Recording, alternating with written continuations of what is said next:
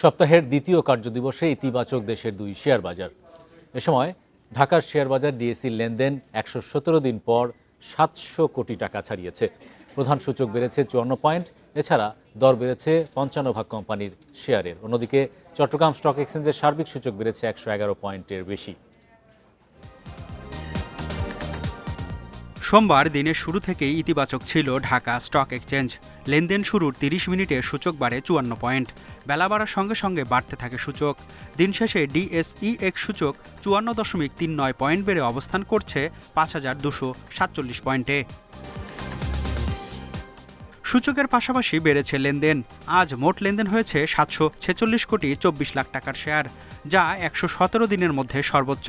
আগের দিনের চেয়ে যা 119 কোটি 55 লাখ টাকা বেশি।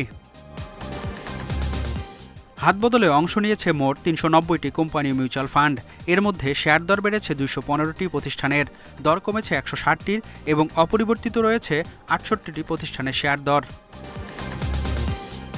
সবচেয়ে বেশি লেনদেন হওয়া প্রতিষ্ঠানের তালিকায় প্রথমেই আছে ব্র্যাক ব্যাংক, দ্বিতীয় অবস্থানে সিটি ব্যাংক, তৃতীয় অবস্থানে আছে ইসলামী ব্যাংক। এদিকে শতাংশের দিক থেকে দরবৃদ্ধির তালিকায় প্রথমে আছে ইন্টারন্যাশনাল লিজিং, দ্বিতীয় অবস্থানে FAS ফাইন্যান্স এবং তৃতীয় অবস্থানে আছে পিপলস লিজিং। অন্যদিকে চট্টগ্রাম স্টক এক্সচেঞ্জে সার্বিক সূচক 111.35 পয়েন্ট বেড়েছে। দিন শেষে অবস্থান করছে 14,691 পয়েন্টে। লেনদেন হয়েছে মোট 8 কোটি 71 লাখ টাকার শেয়ার। মেহেদী হাসান, ইন্ডিপেন্ডেন্ট নিউজ, ঢাকা।